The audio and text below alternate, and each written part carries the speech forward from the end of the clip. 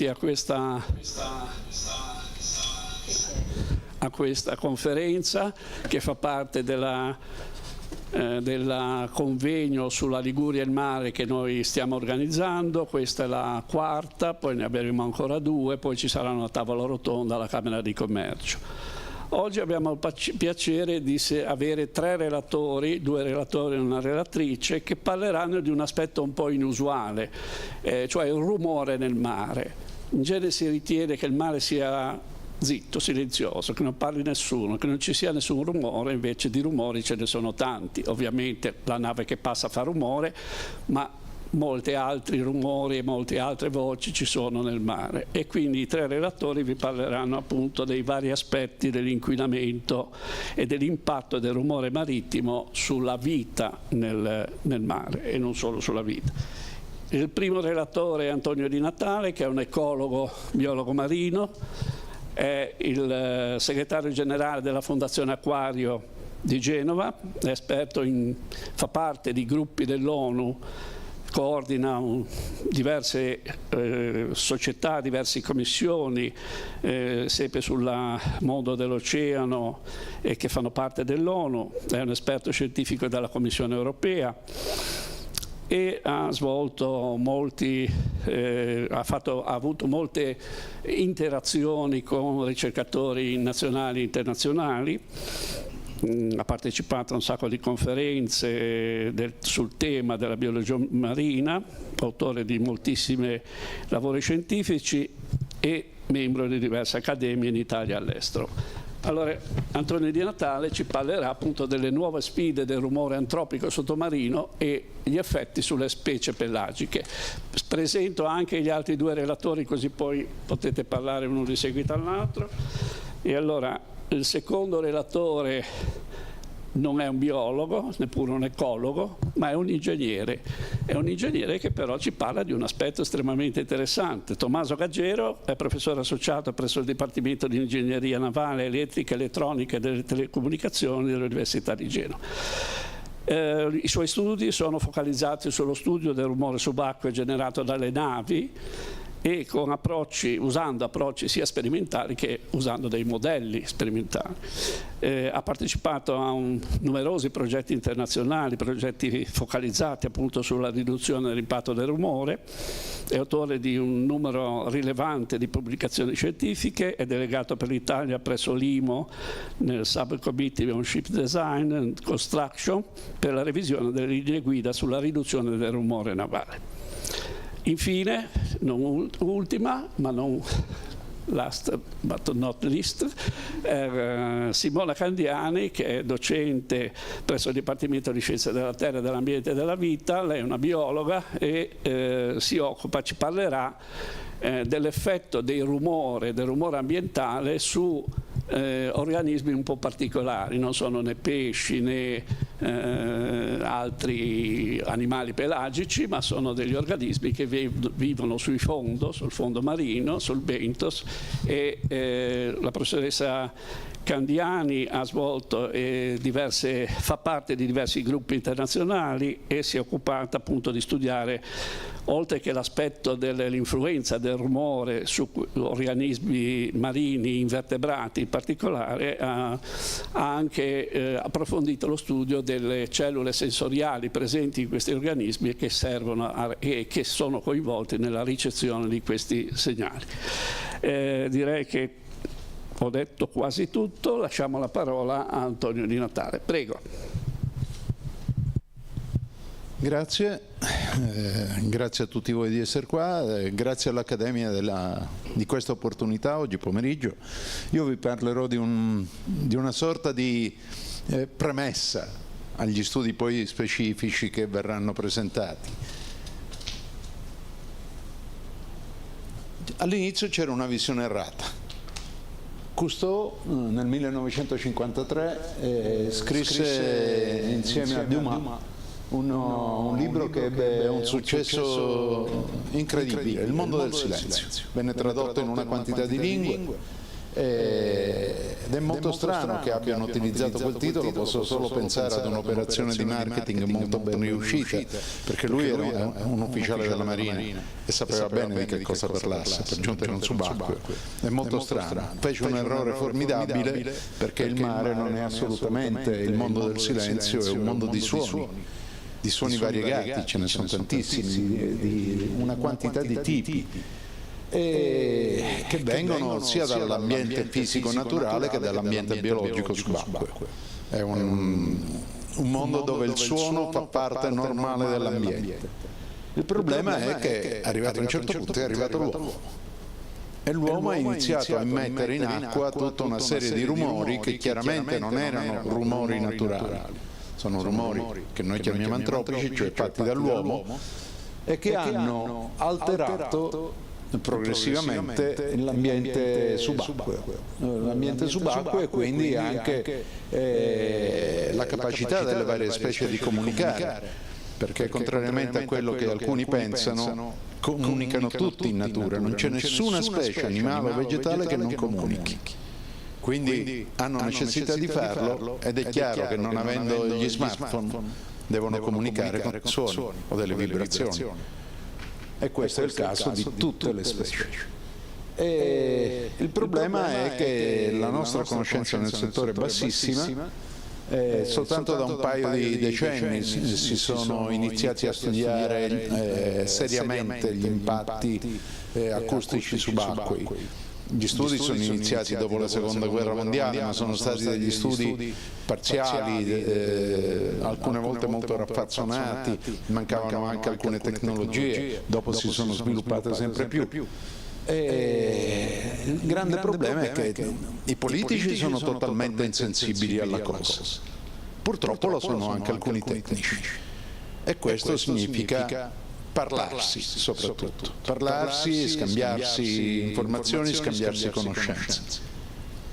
Il mare è un universo di suoni, come dicevamo, è un pianeta vivo, la Terra è un pianeta vivo, ma il mare è la parte più importante del pianeta, copre circa il 71% della superficie e orientativamente circa il 90% del volume della crosta. È una parte del pianeta dove ci sono una quantità di emissioni di suoni di origine, come dicevamo prima, fisica o biologica. I suoni naturali più imponenti e più importanti derivano dai movimenti delle placche tettoniche, quindi lo scontro tra parti della crosta terrestre che generano poi i terremoti, ma soprattutto generano continuamente dei suoni enormi sui fondali che poi si diffondono nelle acque. Poi ci sono i vulcani sottomarini, che sono una fonte continua di forti rumori, soprattutto durante le eruzioni, ma non solo, perché anche quando non sono in eruzione emettono tutta una serie di suoni e di vibrazioni in acqua. Le fonti idrotermali profonde, che alimentano dei geyser sottomarini, che anche quelli emettono a profondità anche estremamente elevata tutta una serie di suoni. E poi ci sono le onde che generano suoni però nella parte più superficiale dell'oceano, diciamo che orientativamente fino a delle onde normali di un normale mare agitato arrivano fino a 30 metri di profondità, ma durante alcune tempeste tropicali arrivano anche più in fondo. E ci sono poi i suoni delle componenti biologiche. Per la comunicazione intraspecifica abbiamo pochissime conoscenze. È limitata solo ad alcune specie ed è sempre molto parziale. Abbiamo i problemi anche di comprensione di questa comunicazione, cioè noi sappiamo che alcune specie in quel momento stanno comunicando, ma non sappiamo che cosa si stiano dicendo. Ci sono varie branche di questa scienza, la bioacustica, l'ecoacustica, quella più recente l'ecotremologia, che è data anche dallo studio delle vibrazioni in acqua che vengono percepite dagli animali in un certo modo. Gianni Pavan, il collega amico che ha fatto una quantità di studi sulla bioacustica, purtroppo non è più con noi, lo vedete in una foto insieme a me e alla dottoressa Podestà del Museo di Milano. Durante una delle crociere NATO lui si occupava di bioacustica, io mi occupavo, la dottoressa Podestà di visual sensus dei cetacei e io facevo il raccordo tra i due team. Gli esseri viventi comunicano, tutti, vegetali ed animali come abbiamo detto. Per i pesci si sta iniziando ora a studiare la comunicazione, ora intendo negli ultimi 2 decenni. Abbiamo delle sorprese gigantesche. Abbiamo delle sorprese gigantesche perché quasi tutte avvenute per caso, ve lo dico prima. Gran parte delle scoperte sono state fatte casualmente. Studiando altri aspetti del mondo marino, poi sono venute fuori queste cose. Una delle più sorprendenti è quella che riguarda la comunicazione delle aringhe. Le aringhe si muovono in grandissimi banchi, come altri pesci azzurri, come altri pesci pelagici, si muovono in modo sincrono, talvolta in modo anche molto organizzato. Quando sono attaccate da una megattera o da una balenottera, si muovono in modo organizzato, allargando il branco, lasciando un vuoto al centro e poi ricongiungendosi. E ci si chiedeva, ma come fanno a muoversi in modo così sincrono? Bene, si parlano. Si parlano con un sistema che ha sorpreso tutti quanti, perché usano un'emissione di gas dall'ano, delle microbolle, che crea una sorta di alfabeto Morse. Ed è una cosa incredibile perché è estremamente variegato. Quindi è un mondo tutto da scoprire, l'abbiamo scoperto per l'aringa, l'abbiamo scoperto per qualche altra specie, ma chiaramente non sappiamo che cosa si dica. Fare questi studi in natura è estremamente difficile perché mentre in vasca si può osservare bene l'animale e tentare di capire che cosa stia facendo e quale suono sia collegato a quale movimento, in mare aperto è estremamente difficile perché gli animali emettono tutti nello stesso branco dei suoni che possono anche essere risposta ad altri suoni, quindi è difficile comprenderli. I cetacei sono chiaramente i più studiati, i misticeti hanno capacità comunicative formidabili, hanno suoni tra 10 e 50 Hz e 186 decibel e sono in grado di comunicare a migliaia di chilometri di distanza. Anche là. La capacità di comunicare delle balenottere comuni, per esempio, è stata scoperta casualmente.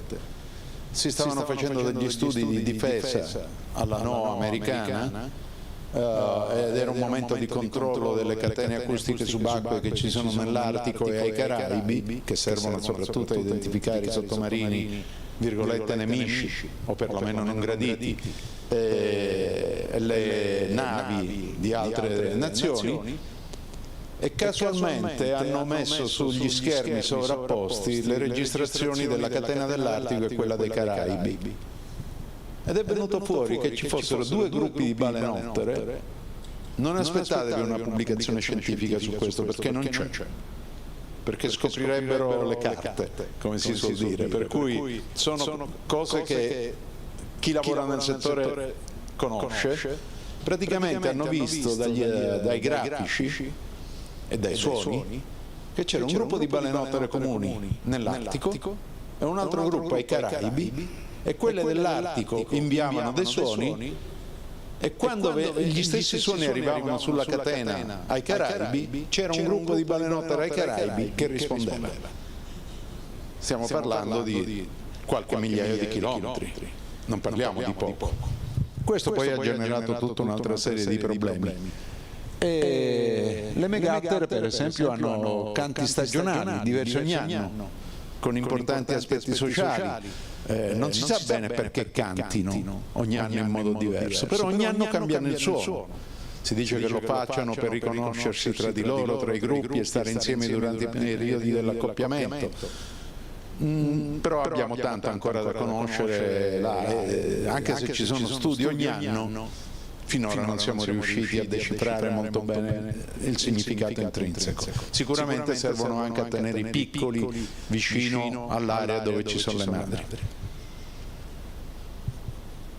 E sappiamo per esempio che gli odontoceti hanno suoni diversi, che usano a distanze decisamente minori rispetto alle balenottere, ai misticeti, emettono comunicazioni estremamente sofisticate, ma pure per esplorazione e anche per offesa, perché alcuni di questi suoni sono usati come arma e sono diversi per ogni specie.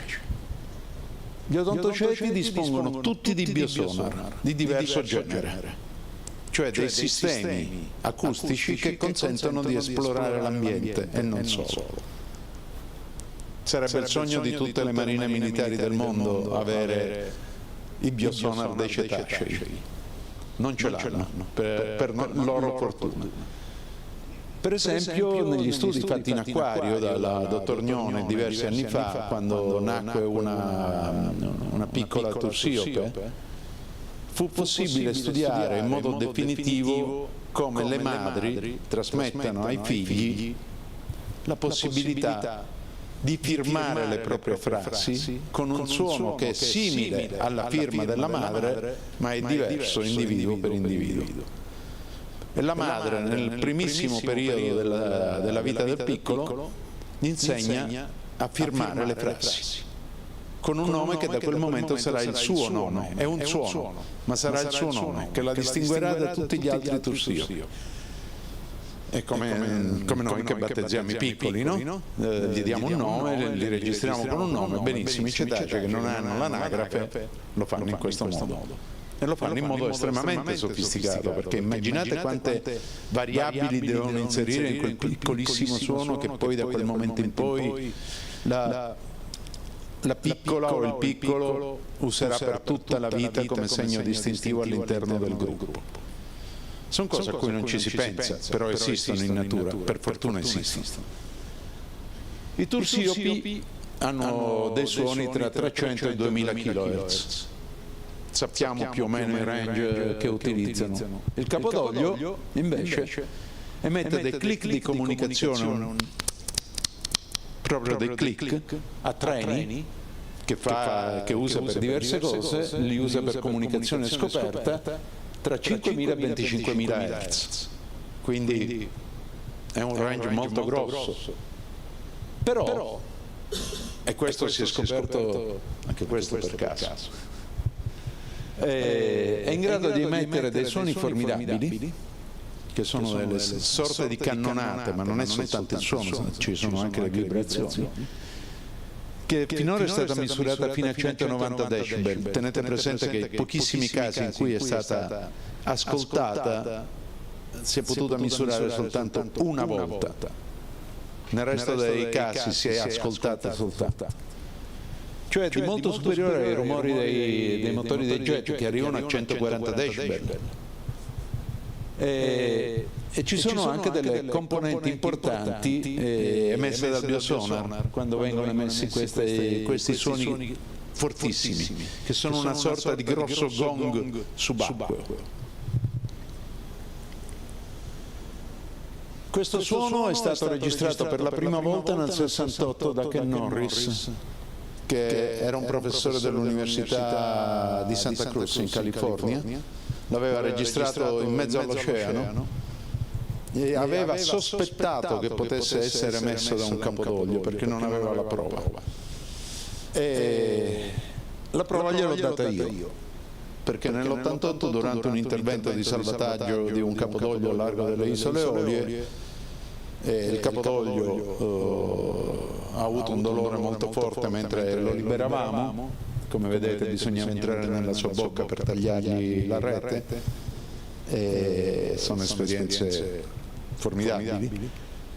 E dopo aver tagliato il primo pezzo di rete, evidentemente gli avevo fatto molto male, malgrado avessi usato il massimo delle precauzioni, e lui, per ingiungermi ad uscire dalla bocca, perché doveva chiuderla per il dolore, mi spinse fuori con la cannonata di suono che poi a 30 metri di distanza si trasformò in un fatto molto strano. C'erano dei sommozzatori della Guardia di Finanza con me, che ci ha lasciato perplessi e che non si conosceva fino a quel momento, che era quello di mettere in acqua tutta una serie di suoni e vibrazioni che facessero vibrare tutti i nostri organi interni del corpo in modo diverso. Noi avevamo la sensazione di dove fossero i polmoni, la sensazione fisica, il cuore, il fegato, l'intestino.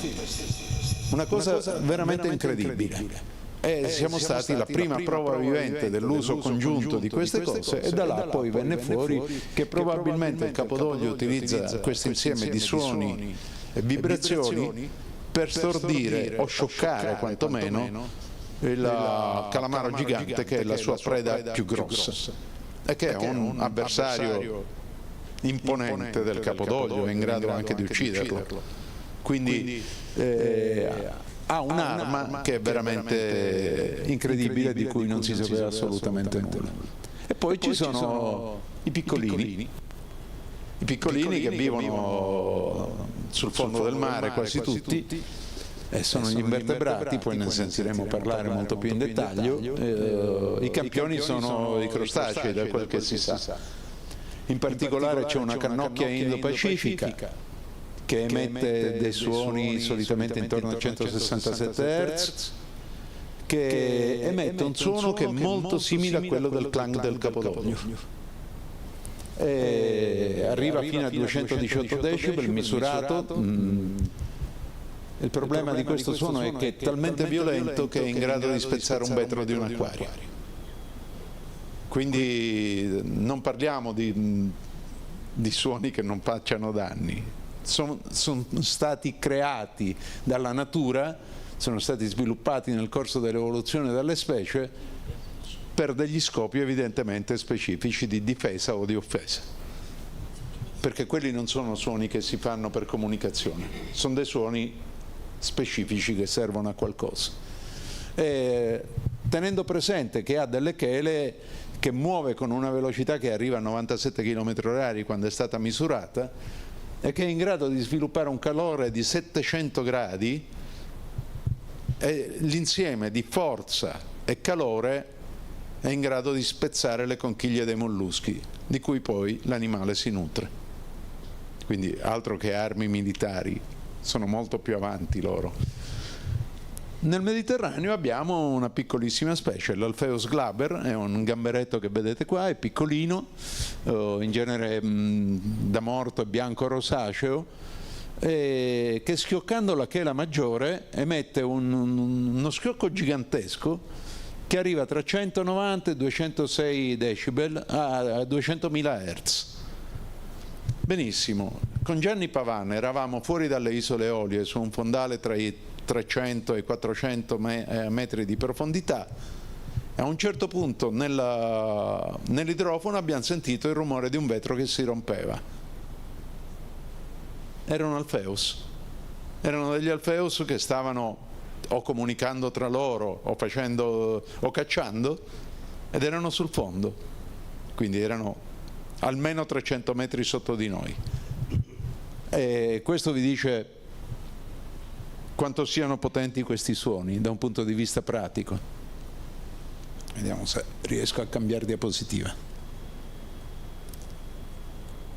Riusciamo a cambiarla? Ecco. Il suono antropico in mare. Prima non c'era.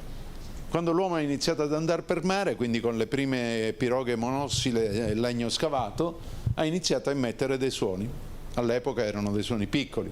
Era il legno che sbatteva sul legno, il remo sul legno, quindi era pochissimo, sott'acqua si sentiva poco. Poi con la navigazione a vela, le prime navi e l'uso delle ancore, i suoni sono progressivamente cresciuti. Non ci si pensa, ma un'ancora di piombo che va a finire sul fondo fa un bel rumore. E poi sono stati necessari i porti, ovviamente, bisognava costruirli. Abbiamo iniziato ad immettere sulle acque costiere tutta una serie di suoni. Poi con le guerre navali i suoni sono aumentati moltissimo durante le guerre, le cannonate, le esplosioni, le navi che affondavano hanno iniziato ad immettere altri tipi di suoni in mare. Poi l'introduzione dei motori chiaramente ha fatto cambiare totalmente il panorama sonoro subacqueo, e fin quando l'hanno utilizzate le navi erano lungo le rotte i problemi acustici a cui allora non si pensava. Ma quando poi il motore, soprattutto tra la prima e la seconda guerra mondiale e ancora di più dopo la seconda guerra mondiale, è stato passato alle flotte da pesca, allora il rumore è passato praticamente in tutte le acque oceaniche e anche del Mediterraneo. Chiaramente vari tipi di rumori. E poi si sono utilizzate le reti a strascico armate con catene, con grandi porte divergenti, e abbiamo immesso altri rumori in prossimità dei fondali, e poi recentemente sono iniziate le miniere subacquee. E quello è un mondo ancora tutto da esplorare, ma gli effetti già si sentono, perché l'isola di Tonga, che ha dato un permesso di esplorazione per le prime miniere subacquee nel Pacifico, ha visto la diminuzione dell'80% delle proprie catture di pesca. E quindi l'impatto è gigantesco delle miniere subacquee. Poi ci sono alcuni rumori particolari, le esplosioni atomiche in mare, negli anni 50 e 60, che hanno immesso dei suoni impensabili per la natura, no? Che hanno colpito vaste aree. Poi insieme al suono c'è stata la contaminazione di tipo radioattivo, che ancora persiste, alle isole Marshall la stanno ancora studiando. Le esplosioni subacquee dalla fine dell'Ottocento, che ci sono state sempre più nella seconda guerra mondiale, con lo sviluppo della guerra sottomarina ci sono state una quantità di esplosioni subacquee che hanno creato morti dirette ed indirette. Dove avvennero le esplosioni subacquee, chiaramente molte specie le evitarono per anni, anche in modo preventivo. Se qua c'è stata quell'esplosione non è detto che domani non ci sia, io se posso la evito. E poi negli anni 90 e 2000 la Marina Militare Italiana, grazie alla sensibilità di un ammiraglio, Dino Nascetti, iniziò a mettere in piedi una serie di esperimenti per capire quali fossero gli effetti delle esplosioni subacquee e come potessero essere smorzati.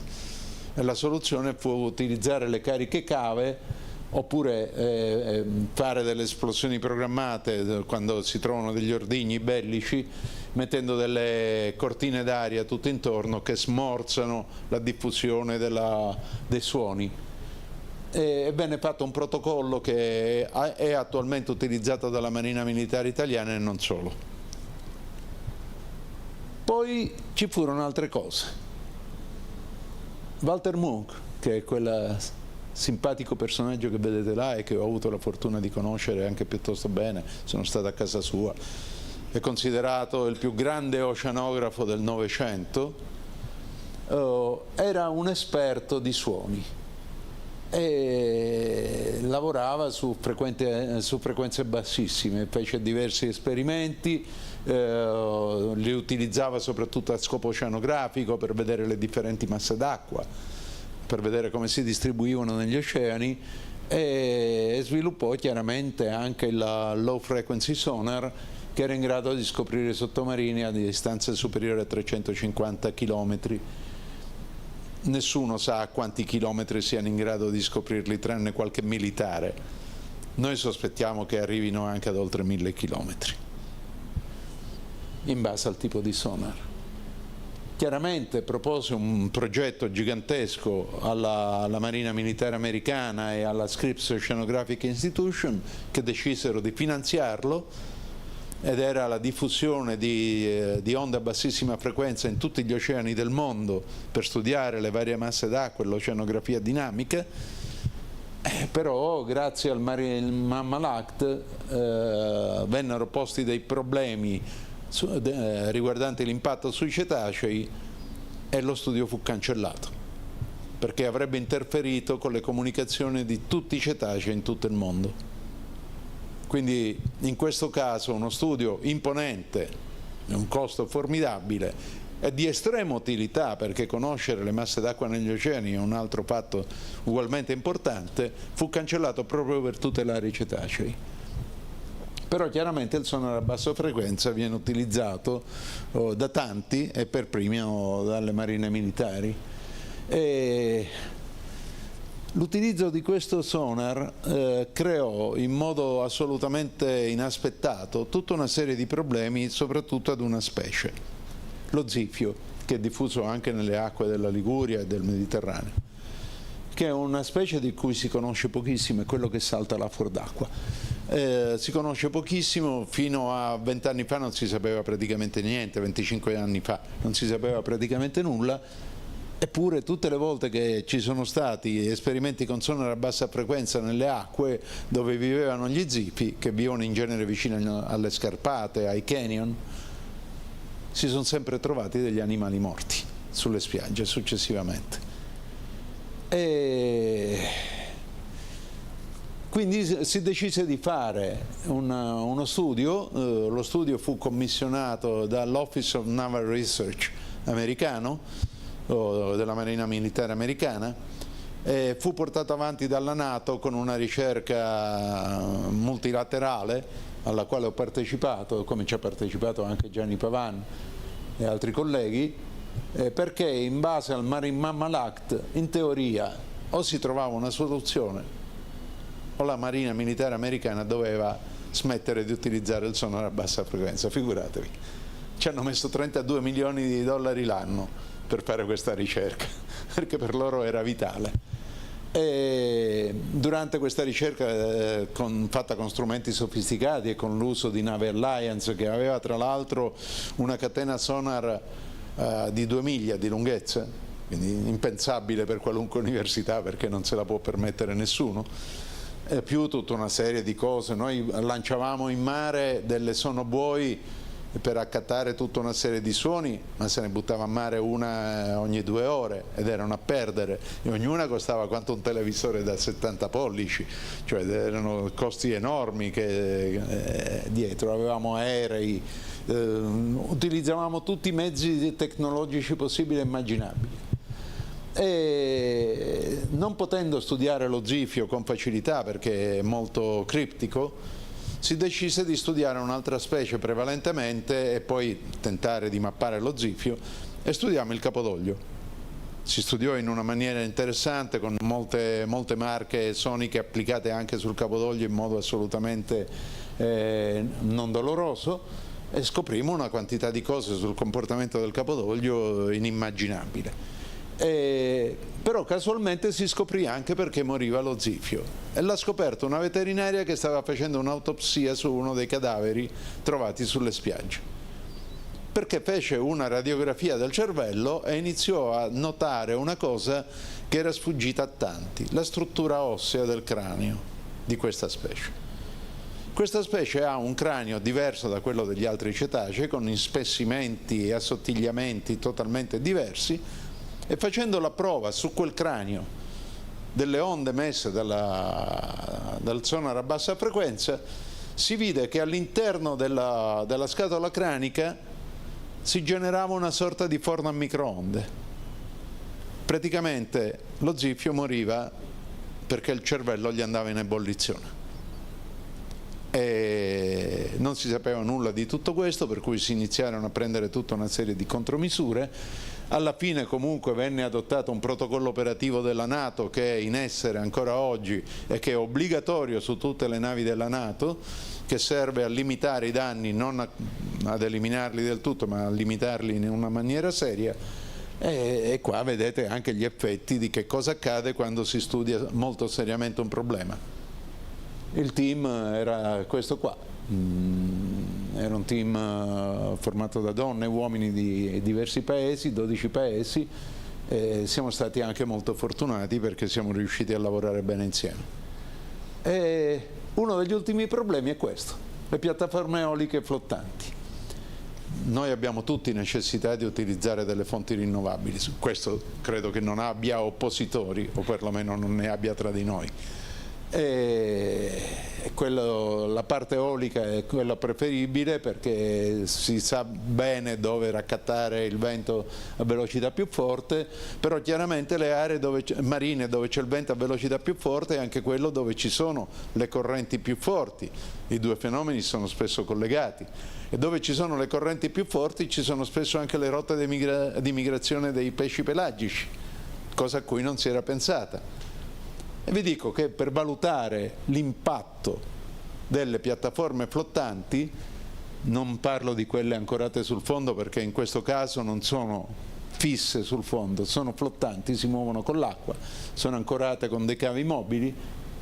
Pensate che in questo momento tutto quello che è ambiente pelagico non viene neanche valutato perché non è previsto dalle normative per lo studio dell'impatto. Normative che non sono in regola con le norme esistenti generali. E il problema grosso, per esempio, noi studiamo l'impatto sui pipistrelli. Ora, a parte qualche piccola area dove ci siano migrazioni di pipistrelli in area offshore, nella gran parte dei casi il mare non ha grotte in prossimità delle parti offshore e quindi ci sono dei problemi anche di coerenza di cosa valutiamo. Il problema grosso di questa storia è dato dai cavi di ancoraggio. I cavi di ancoraggio all'inizio sperimentalmente sono state utilizzate delle catene, poi sono stati sostituiti con dei cavi, alcune volte metallici, altre volte in fibre speciali. Normalmente ogni piattaforma, le ultime sono alte 296 metri sopra il livello del mare, più c'è tutta la parte sotto la piattaforma che serve a mantenere l'equilibrio. Hanno dei cavi che vanno da 600 a 800 metri l'uno e ogni piattaforma ne ha da 6 a 8. Questi cavi emettono vibrazioni in continuo di diverso genere, in base alla tensione, e quando c'è il mare mosso, ma basta anche un'onda non molto grande, emettono degli schiocchi che sono estremamente pesanti, creando che cosa? Delle zone di esclusione.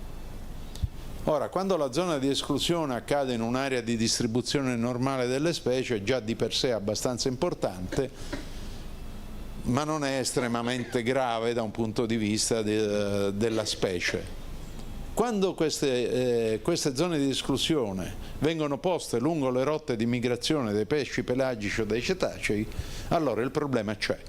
E nel caso dei pesci possono avere anche impatti economici enormi sulle attività umane che riguardano la pesca, perché cambiano la rotta di migrazione, cambiano la distribuzione della specie, cambiano tutta una serie di cose.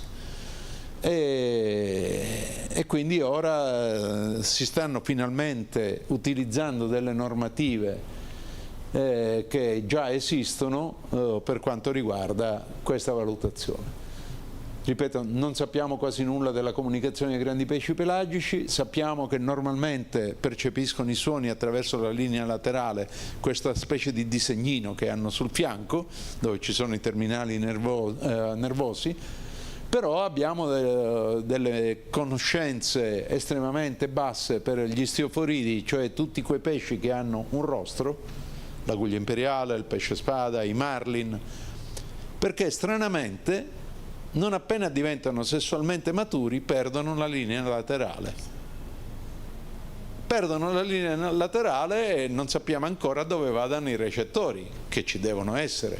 Per il pesce spada sospettiamo che siano lungo il rostro, che è un'arma enorme per il pesce spada da un punto di vista fisico, ma è anche un'antenna di ricezione per tutta una serie di segnali, anche chimici. E quindi la nostra ignoranza nel settore è veramente gigantesca, però noi non abbiamo il diritto di intaccare la loro memoria collettiva, che è un patrimonio ereditario, che sono le rotte di migrazione. Ci sono delle nuove norme. La più importante è il trattato sulla biodiversità al di fuori delle aree economiche di ogni paese, che si chiama accordo BBNJ, che è entrato in vigore il 30 settembre di quest'anno e che verrà applicato a partire da febbraio del prossimo anno. Però c'è la Convenzione di Bonn sulle specie migratrici, che esiste da diversi anni, che finora è stata utilizzata soltanto per le specie di uccelli e le specie terrestri, e che invece ora finalmente si sta applicando anche alle specie marine. E là c'è scritto che occorre tutelare i corridoi di migrazione. E già c'è un elenco di specie i cui corridoi vanno tutelati che è piuttosto ampio. E bisognerà cambiare l'approccio, chiaramente. Sto venendo ora da una riunione di ingegneri che si occupano di piattaforme offshore e sono rimasti sorpresi quando abbiamo parlato di queste cose, perché dovranno rivalutare tutta una serie di fatti. Dobbiamo sempre considerare che abbiamo un solo oceano e che abbiamo il dovere di proteggerlo. Abbiamo fatto i principi dei diritti dell'oceano, sono stati portati all'ONU, si spera entro il 2030 di avere anche una dichiarazione universale dei diritti dell'oceano, e tutto questo perché abbiamo un solo pianeta, un solo oceano, e dobbiamo tentare di convivere quanto meglio possibile con tutte le specie. Grazie.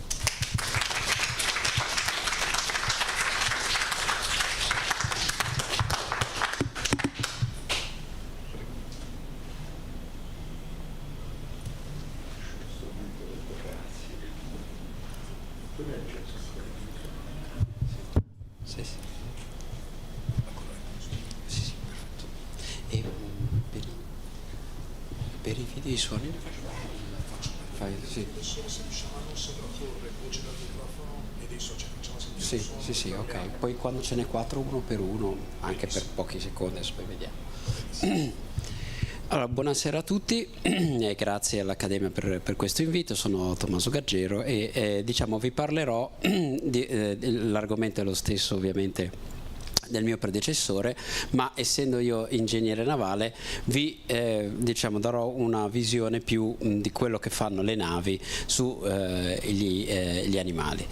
Un breve diciamo indice della presentazione, appunto alcuni elementi, vi parlerò di alcuni elementi chiave della nave come sorgente di rumore e come si può misurare il rumore emesso dalla nave, della trasmissione del suono in mare, di appunto quali effetti può avere il rumore delle navi sulla fauna, anche se diciamo è stato già ampiamente coperto questo argomento, un po' di quadro normativo, cioè che cosa si sta facendo a livello internazionale e anche locale per studiare e limitare questo impatto e quindi quali sono le strategie di regolamentazione, come si può fare per ridurre il rumore delle navi e poi alcune ultime considerazioni.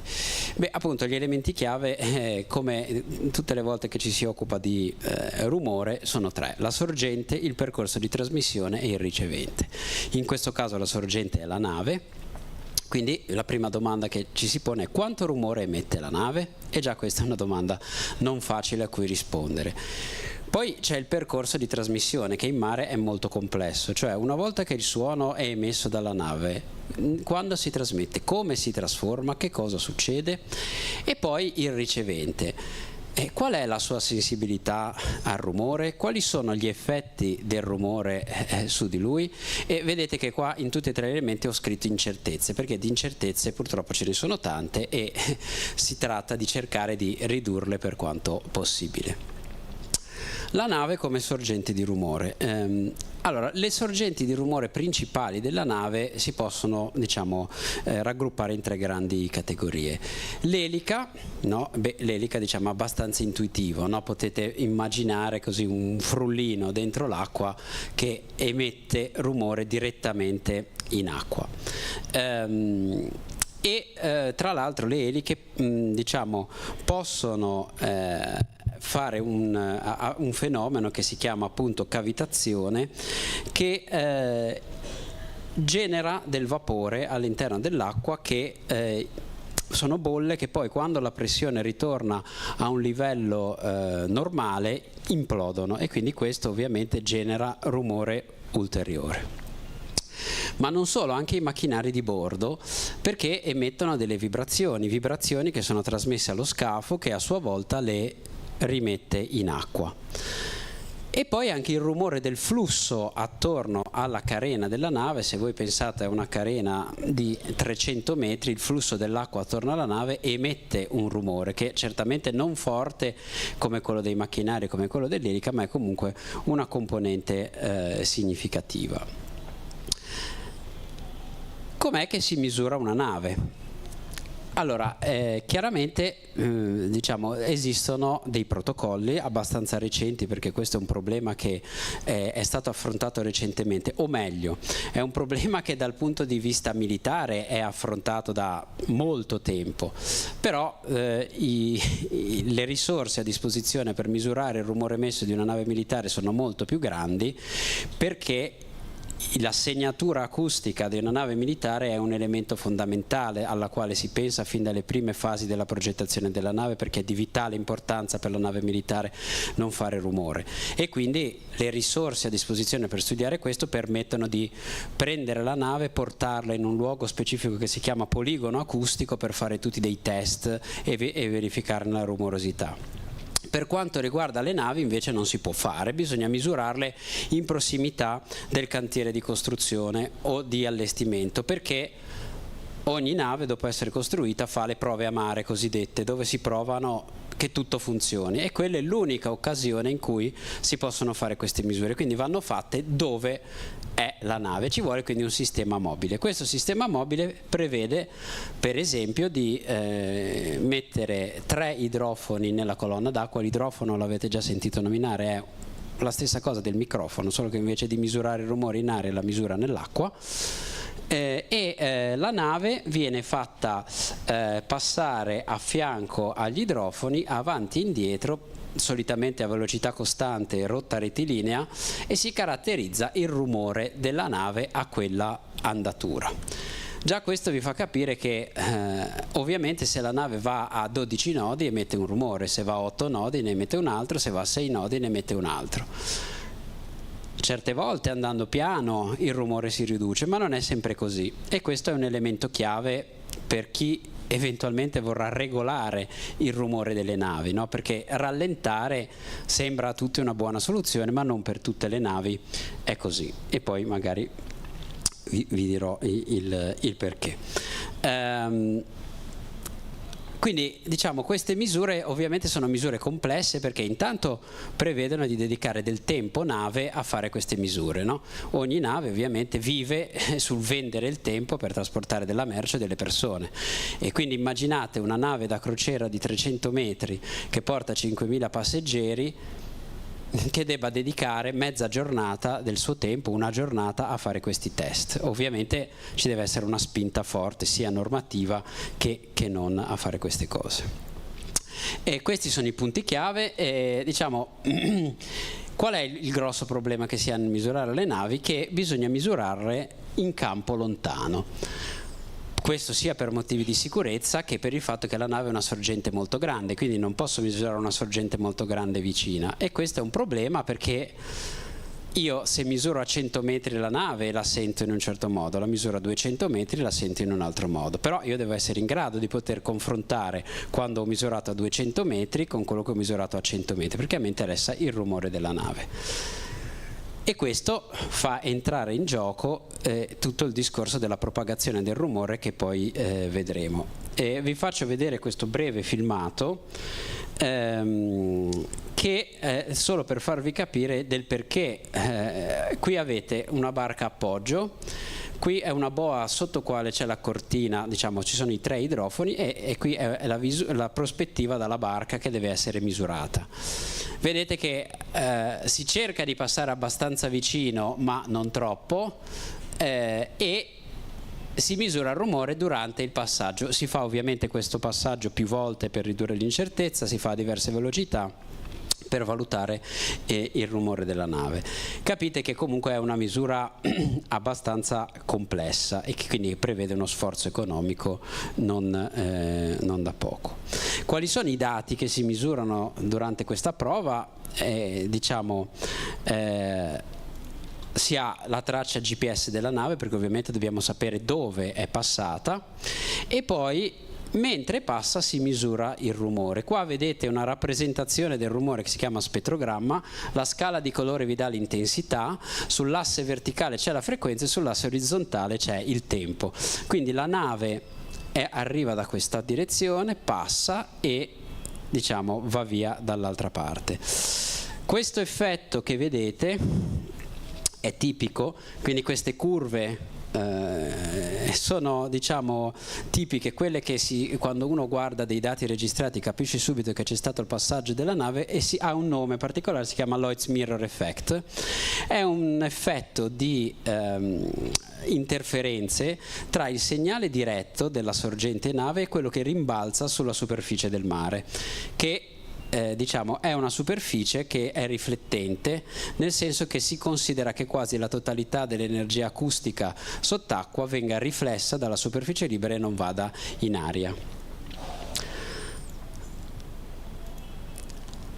Che cosa appunto poi si vede nelle registrazioni della nave? Questa è una rappresentazione dello spettro della nave, quindi l'energia come si distribuisce in frequenza, è come se fosse un taglio delle immagini di prima, e si possono riconoscere all'interno di queste curve le varie sorgenti della nave, un rumore a banda larga che è l'elica, e poi le singole, queste si chiamano componenti tonali, che sono dovute agli elementi in rotazione all'interno della nave, che possono essere i motori, possono essere l'elica, no? E emettono, siccome diciamo hanno un andamento periodico, emettono dei suoni periodici, e andandoli ad analizzare si è in grado di riconoscere chi è, diciamo, responsabile di che cosa. Questo serve a chi? Serve all'ingegnere o a chi vuole ridurre il rumore della nave, per capire se è più responsabile una componente o l'altra nella cercare di ridurre il rumore. C'è un altro aspetto che complica le misure, il fatto che la sorgente non è una sorgente omnidirezionale, cioè che emette in tutte le direzioni uguali, ma ha una sua direttività. In particolare, diciamo, è abbastanza intuitivo capire che, siccome l'elica è posizionata all'estrema poppa della nave, la nave emetta un suono più forte verso poppa che verso prua, e questo ovviamente complica la misura, perché a seconda del punto in cui io vedo la nave e la sto misurando posso sentire più rumore o meno rumore, quindi caratterizzarla dal punto di vista acustico non è semplice.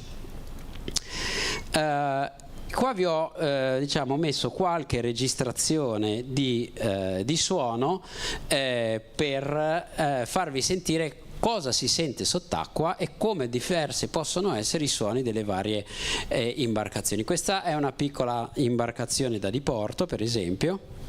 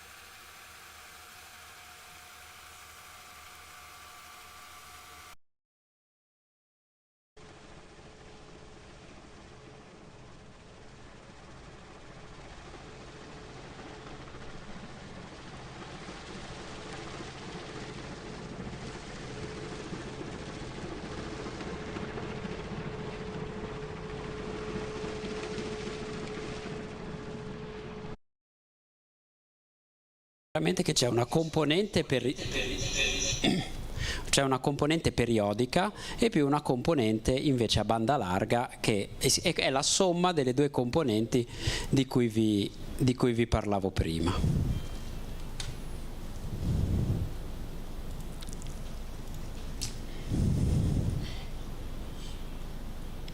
Ecco, dicevo, trasmissione del suono in mare perché è complessa? Perché il suono interagisce con la superficie libera, col fondale del mare, la sua trasmissione dipende dalla frequenza, dipende dalle condizioni ambientali, perché la temperatura nella colonna d'acqua influenza la velocità di propagazione del suono alle varie profondità, e questo fa sì che la propagazione sia molto diversa da quella che sperimentiamo noi in campo aperto o libero.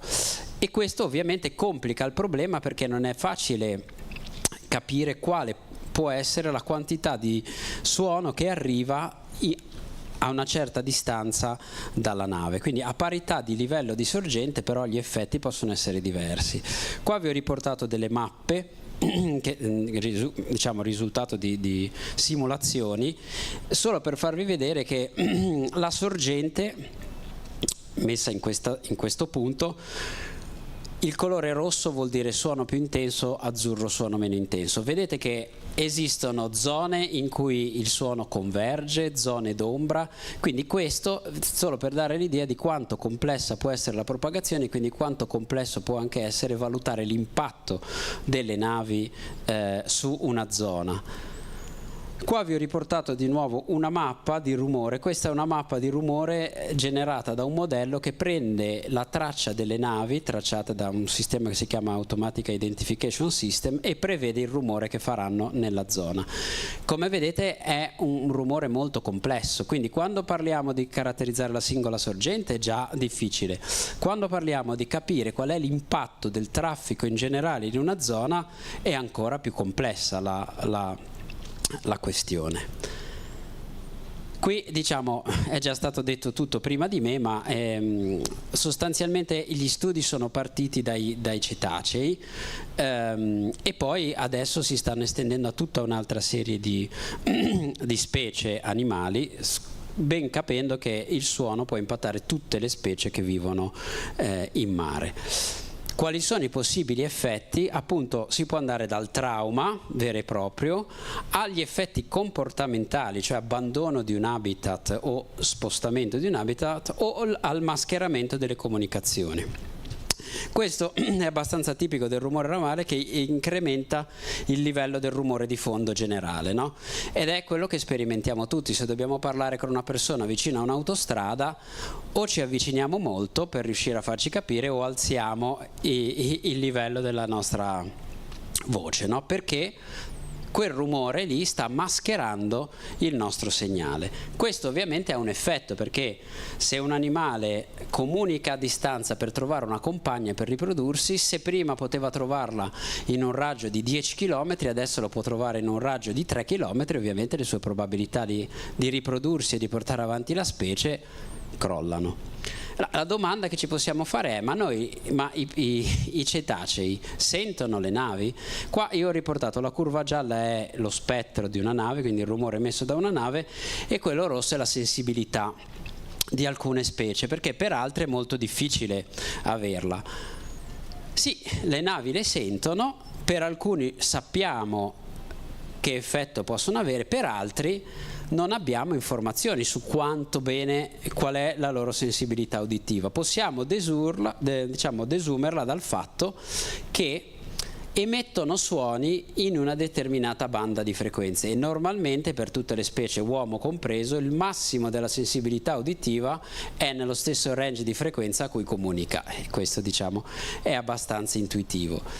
Una cosa che vorrei far notare è che esistono molte sensibilità uditive per molte specie diverse, e quindi anche se noi dovessimo andare a regolamentare il rumore, a quale specie facciamo riferimento? Ne esistono tante. Per noi è facile, no? Perché tutti gli uomini più o meno sentono uguale, quindi se devo mettere una regola la metto qua o la metto in un altro stato, vale uguale. Per gli animali questo è molto più complesso. Qua vi ho riportato questo, che è un filmato preso da una pubblicazione non nostra, in cui si vede il puntino blu è una balena e il rosso sono le navi, e chiaramente il suo comportamento è influenzato dal traffico della nave.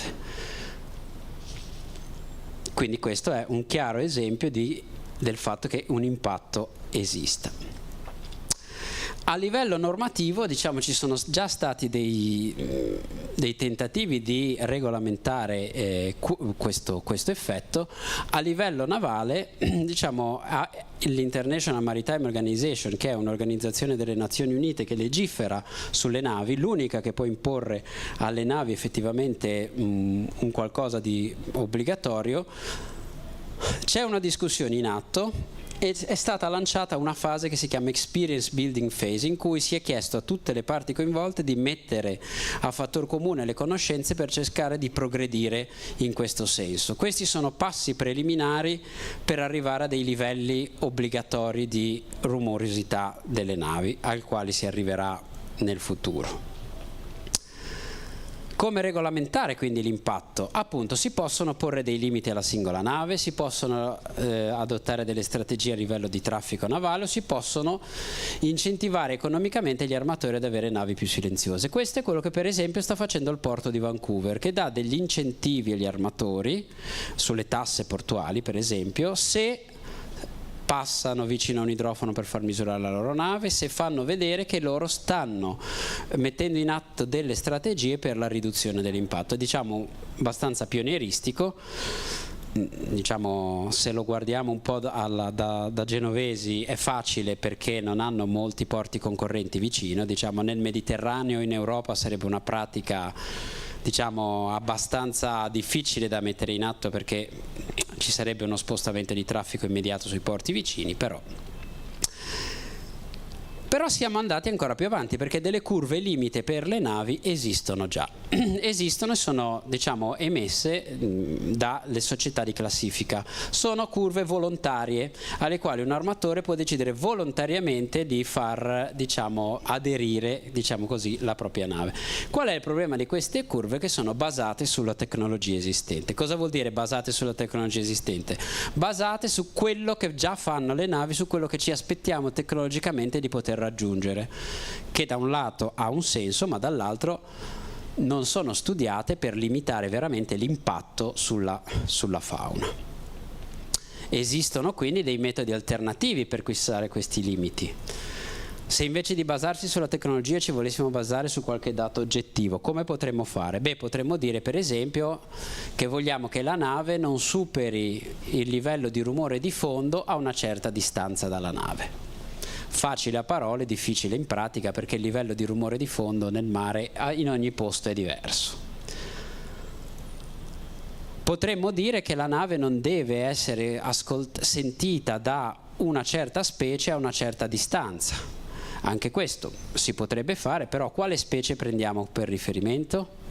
È difficile da dire. Oppure potremmo dire, bene, vogliamo limitare l'effetto sulla comunicazione della nave. In questo caso, oltre alla nave, dobbiamo pensare di modellare quanto sente un animale e quanto rumore emette.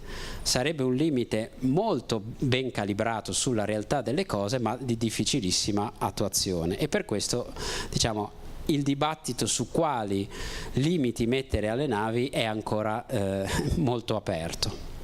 Esistono però, e questo lo sappiamo, delle strategie per ridurre il rumore della nave, quindi se noi vogliamo ridurlo alla sorgente, qualche strategia esiste. Strategie per riprogettare scafo e eliche, per isolare i macchinari, per migliorare il flusso all'eliche e quindi diminuire il rumore emesso, cortine di bolle per limitare il rumore, che è un po' lo stesso concetto che diceva il dottor Di Natale, cioè la cortina di bolle per limitare il rumore dell'esplosione si può usare anche per limitare il rumore della nave. E anche, diciamo, perché diciamo quelle progettuali vanno bene quando uno parte a livello progettuale con l'idea di ridurre il rumore della nave, ma invece per le navi esistenti si possono adottare delle misure operative come manutenzione dello scafo, riduzione della velocità non sempre e ottimizzazione della rotta. Riduzione della velocità, faccio un breve inciso, perché per alcune navi funziona e per altre no? Perché esistono navi che hanno le eliche a pale orientabili. Pale orientabili vuol dire che per regolare la velocità della nave normalmente si cambiano i giri del motore. Per alcune tipologie di navi si mantengono i giri del motore costante, ma si cambia l'orientamento della pala. Questa pratica fa sì che le condizioni in cui funziona l'elica cambino molto e può succedere che a bassa velocità l'elica non sia progettata così come ad alte velocità e faccia più rumore che a bassa velocità, e questo ovviamente è un problema che deve essere affrontato. Qua vi faccio un esempio di un'attività che abbiamo svolto nell'ambito di un progetto di ricerca, che è stata quella di riprogettare l'elica di un vaporetto, di un traghetto delle Cinque Terre, per ridurre il rumore emesso, ovviamente a parità di prestazioni in termini di diciamo, prestazioni propulsive. Che cosa siamo riusciti a fare? Adesso qua vedete due curve, una nera e una rossa, che sono il rumore emesso con l'elica originale, quella nera, e il rumore emesso con l'elica ottimizzata, quella rossa. Qua dove vedete la zona verde sono tutti i punti che sono riusciti a migliorare il rumore rispetto a prima. E ora, diciamo, questa elica è montata su questo traghetto che sta facendo avanti e indietro nel parco di Portofino. Questo è semplicemente per dimostrare che si può ottenere un qualcosa di migliore in termini di rumore emesso, mantenendo gli stessi consumi, quindi le stesse prestazioni dal punto di vista propulsivo. Basta però avere questo parametro progettuale già nella fase iniziale del progetto della barca. Se nessuno dice dovete tener conto anche del rumore, non si può fare. Però qui si può dimostrare che se uno dall'inizio tiene conto del rumore con uno sforzo, diciamo così, accettabile, si può limitare anche il rumore mantenendo le stesse prestazioni che si hanno. Vi lascio con un'ultima diciamo, considerazione. Tutto quello di cui vi ho parlato riguarda le navi, ok? Quindi sopra i 24 metri, se vogliamo dare una definizione così, ma le navi. E il traffico e le imbarcazioni da diporto? Diciamo, finora non si è molto parlato delle imbarcazioni da diporto anche a livello internazionale, però vi faccio sentire una registrazione di 2 ore di una domenica di luglio nell'area marina protetta della Gaiola.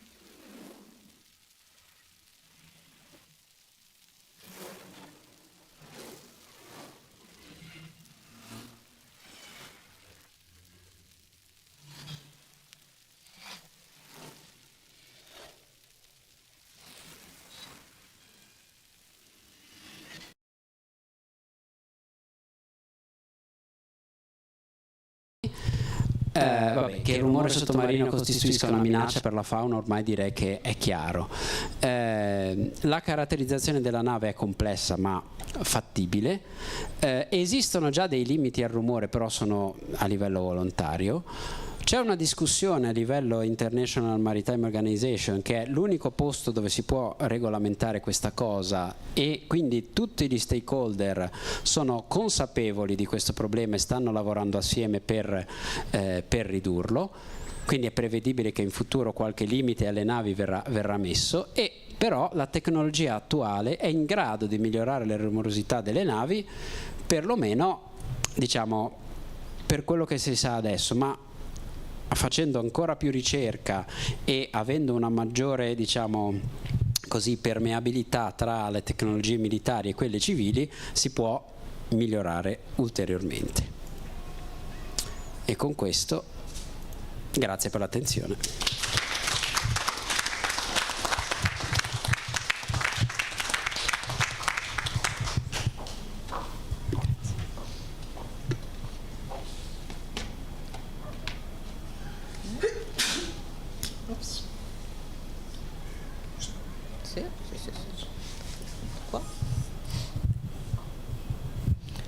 Intanto ringrazio l'Accademia per l'invito e il professor Pestarino ovviamente per avermi invitato.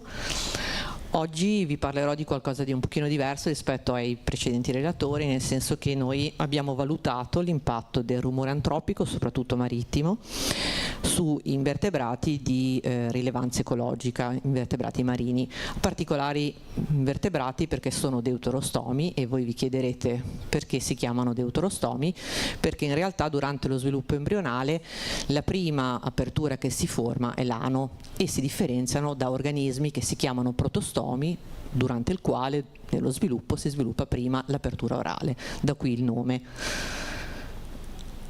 Ovviamente avete già compreso che il suono è fondamentale per la vita sott'acqua, ed è ancora più fondamentale perché il suono si propaga ad una velocità superiore nell'acqua rispetto che all'aria. Inoltre la velocità aumenta notevolmente quando siamo in prossimità della salinità, che è presente ovviamente negli oceani. Quindi sicuramente l'oceano rappresenta un mezzo fondamentale di propagazione degli stimoli acustici. Ora, sappiamo anche che gli animali hanno evoluto per milioni di anni, hanno avuto milioni di anni per sviluppare strutture di natura recettiva, per sentire e percepire il suono. Parliamo di organi molto semplici, come per esempio le statocisti dei crostacei o le statocisti presenti in numerosi invertebrati marini, che sono dei piccoli organi ripieni di liquido e di corpuscoli minerali capaci di percepire vibrazioni e onde sonore, oltre che gli organi cordotonali presenti nelle zampe dei crostacei, che sono anch'essi in grado di percepire le vibrazioni. Poi ci sono semplici cellule sensoriali presenti in alcuni invertebrati nell'epidermide, organizzati in piccoli gruppi, sempre capaci di percepire. Ovviamente, andando avanti nell'evoluzione, nei vertebrati è comparsa la linea laterale, che ovviamente è stata già descritta precedentemente, fino ad arrivare ad organi più complessi come il biosonar dei cetacei e fino ad arrivare all'orecchio dei vertebrati superiori e nell'uomo. Ovviamente abbiamo capito che il rumore subacqueo è in prevalenza derivato da attività umane, che possono essere di vario tipo. Ci può essere il traffico marittimo, che è imponente, ci sono anche costruzioni marine costruite ovviamente che impattano sull'oceano, oltre che le esplorazioni sismiche e i sonar sia militari che civili. Ora, in numerosi studi sono stati soprattutto focalizzati sui cetacei, quindi su mammiferi marini. Alcuni studi sono comparsi adesso nei pesci, come vi hanno dimostrato, ma pochissimi studi sono stati effettuati sugli invertebrati, e quindi noi abbiamo voluto estendere, questo studio anche a questi organismi. Diciamo che la Commissione europea ha stabilito delle regole per proteggere il mare e gli oceani, e una prima indicazione è apparsa nel 2008, quando la direttiva quadro sulla strategia marina ha inserito scusami.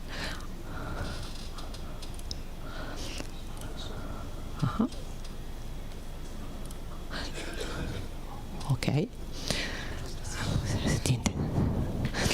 Ha inserito, dicevamo, scusate, non riesco ad andare avanti. Ok. Quindi dicevamo, ha inserito il descrittore 11, per il quale appunto l'Unione Europea ha deciso di imporre una serie di regole per valutare e monitorare sia l'inquinamento antropico marittimo, sia l'effetto provocato sugli organismi marini. In particolare, quindi, per prevenire gli effetti sugli organismi marini, il nostro gruppo di ricerca si è concentrato in questo ambito, partecipando a dei progetti sia in ambito europeo sia in ambito nazionale. Uno di questi è il progetto che viene chiamato Deuteronoise, appunto effetto del rumore antropico marittimo, in particolare il traffico marittimo, su organismi deuterostomi di un certo rilievo. Il progetto invece NODE è un progetto ministeriale nell'ambito del PRIN 2022 che studia anch'esso l'impatto antropogenico marittimo su organismi invertebrati, focalizzando l'attenzione soprattutto sullo sviluppo embrionale e sulla capacità di resilienza e di recupero degli organismi sottoposti a rumore. Nel progetto Deuteronoise sono stati coinvolti diversi gruppi, sia ingegneri che si sono occupati della parte bioacustica, sia ovviamente collaboratori e colleghi biologi. Qua sono riportati i partners di diverse università, ovviamente sia italiani che europei. E durante il progetto i bioacustici hanno cercato di identificare i paesaggi sonori, in particolare in 5 siti europei differenti, che sono il Mar Nero, la costa di Barcellona, la laguna di Venezia, il nord Adriatico e il mare del nord. In particolare hanno focalizzato l'attenzione andando a studiare con idrofoni il paesaggio sonoro, sia nelle zone più a impatto di traffico marittimo, sia nelle zone a meno impatto, quindi le zone potremmo dire più rumorose e meno rumorose. E per far questo ovviamente i bioacustici hanno depositato degli idrofoni e hanno cercato di registrare, diciamo, il paesaggio sonoro in questi diversi siti europei. Le registrazioni erano di circa 10 minuti nell'arco compreso tra 2 giorni e una settimana, e venivano anche eseguiti in diversi periodi dell'anno, perché ovviamente il traffico marittimo è diverso a seconda delle stagioni. Tuttavia, analizzando i dati statistici e le varie, diciamo, registrazioni sonore, appariva chiaro che c'erano delle differenze notevoli. Quindi per riuscire a ottenere un suono standardizzato che fosse il più vicino possibile al rumore trovato nei diversi siti, hanno deciso, diciamo, di focalizzare l'attenzione in particolare sul rumore da traffico marittimo a Chioggia, a Costanza e a Barcellona, identificando in particolare un segnale composito, diciamo unitario, che abbiamo chiamato Deuteroboat Signal, che corrisponde alla registrazione di una motovedetta da pattugliamento a circa 165 metri di distanza dal porto di Costanza. A questo punto vi spiego perché abbiamo studiato i deuterostomi marini. Ovviamente i deuterostomi marini su cui noi abbiamo posto l'attenzione sono organismi sessili, sedentari, che quindi non si possono spostare per gran parte della loro vita. Questo va a impattare ulteriormente perché non possono muoversi se sono ovviamente sottoposti ad uno stress da rumore. Inoltre molti di essi possono avere una fase bentonica, quindi fissa da adulti, e una fase larvale plantonica in movimento, quindi possiamo studiare gli effetti del rumore sia sulla fase bentonica sia sulla fase larvale.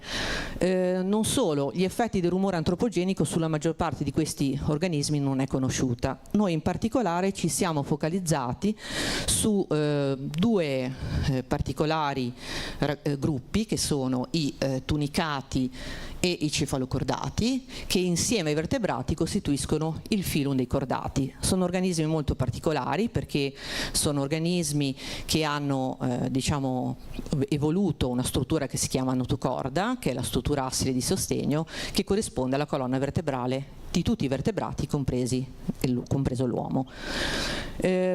Non solo, questi organismi sono caratterizzati da una semplicità anatomica a livello delle cellule sensoriali, e le cellule sensoriali hanno caratteristiche che li accomunano e comunque sono omologhe alle cellule sensoriali cappellute dell'orecchio interno dei vertebrati, compreso l'uomo, e quindi questo ci aiuta ulteriormente a capire gli effetti del rumore acustico sugli organi sensoriali di questi individui e traslarli ovviamente anche all'uomo. Inoltre abbiamo tutta una serie di tools per studiare a livello molecolare, a livello fisiologico, a livello cellulare cosa succede quando ovviamente esponiamo gli animali a un rumore di tipo marittimo. In questo caso vi faccio vedere quindi cosa abbiamo fatto, perché noi abbiamo ovviamente raccolto le registrazioni sonore in diversi siti europei, abbiamo diciamo ricostruito una traccia sonora e abbiamo cercato di simulare questa traccia sonora in laboratorio all'interno di vasche con ovviamente i nostri animali che abbiamo studiato, cioè i deuterostomi marini selezionati. La vasca era una vasca di plastica di circa 100 litri di acqua marina, dove andavamo a inserire una cassa che ovviamente generava il suono, una cassa subacquea collegata ad un amplificatore esterno, collegata a sua volta a un computer che generasse la traccia sonora desiderata. Non solo, all'interno veniva posto anche un idrofono capace di misurare le caratteristiche del rumore in tutte le posizioni della vasca a tutte le profondità. Ovviamente accanto alla vasca, diciamo, di esposizione al rumore veniva anche costruita e allestita una vasca di controllo senza ovviamente rumore, che veniva usata per confronto con i nostri animali esposti al rumore.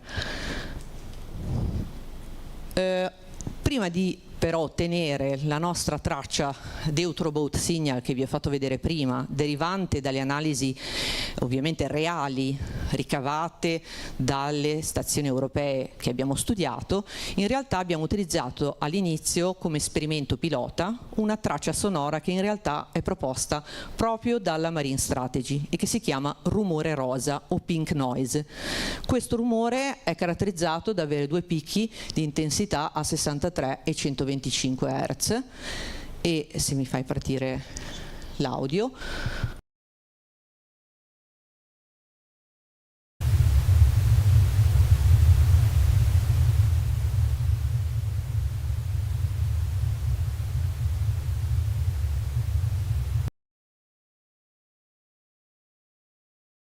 Strategy ha diversi gruppi di ricerca che hanno effettuato studi simili ai nostri, sempre anche in vasca, per valutare l'impatto del rumore antropico su questi organismi. Noi, oltre a simulare questo rumore, abbiamo utilizzato poi il rumore che abbiamo ottenuto in campo, ovviamente, e quindi abbiamo effettuato entrambi gli esperimenti.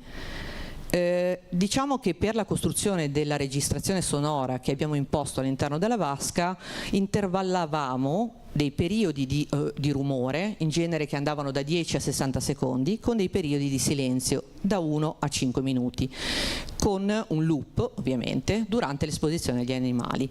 Inoltre cercavamo di alternare in maniera randomizzata sia i tempi di esposizione al rumore che i tempi di silenzio, in maniera tale da creare una situazione il più simile possibile all'ambiente naturale e anche non portare assuefazione negli animali ovviamente stimolati al rumore.